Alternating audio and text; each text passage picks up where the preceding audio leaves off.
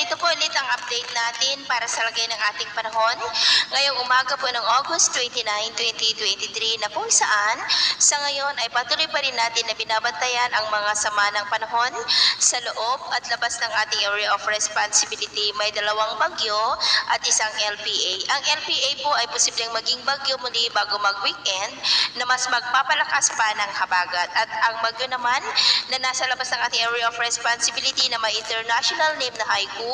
ay papasok na po dito sa ating PAR bukas at tatawagin na po yan sa local name na Bagyong Hana na nagbabanta po na tatama dyan po sa may Taiwan bilang typhoon na magpapalakas pa rin sa habagat. Si Bagyong Goring naman na nasa silangang bahagi na nga po ngayon ng Santa Ana, Cagayan, about 146 km east away ay taglay ang lakas ng hangin na umaabot po hanggang sa 185 km per hour at kumikilos po pa northwestward na nagbabanta na tatama o kaya po ay dadaan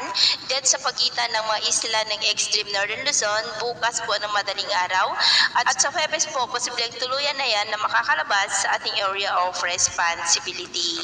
At sa lagay po ng ating panahon ngayon dahil po kay Bagyong Goring ay maulap na kalangitan na may mga pulong-pulong pag-ulan, malaking bahagi po ng northern Luzon at posibleng malalakas na ulan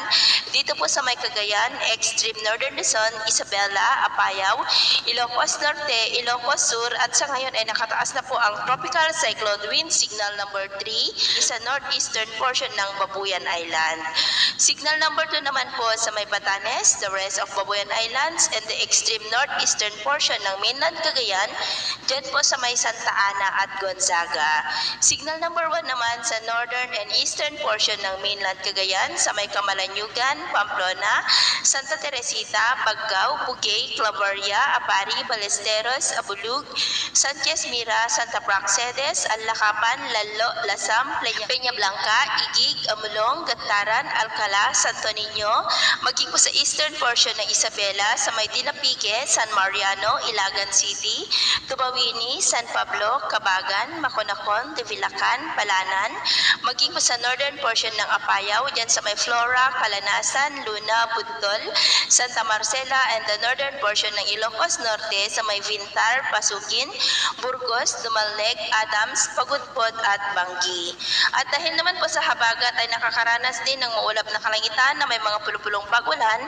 at posibleng po ang malalakas na ulan dyan sa may Mimaropa, Western Visayas, ilang bahagi ng Bicol Region at maulap na kalangitan rin na may mga pulupulong pag-ulan sa ilang bahagi ng Pangasinan, Bataan, Zambales, Cavite, ilang bahagi ng Leyte at Samar Provinces. Kaya mag-ingat po tayo dahil posible pa rin ang mga banta ng mga pagbaha at pagguho ng lupa. Sa atin namang mga baybayin dahil po kay Bagyong Goring ay pinagbabawal pang pagpalaot sa lahat ng klase ng sasakyang pandagat sa mga baybayin po ng Batanes, Babuyan Islands, Cagayan at Isabela. Marahil ang mga alon dyan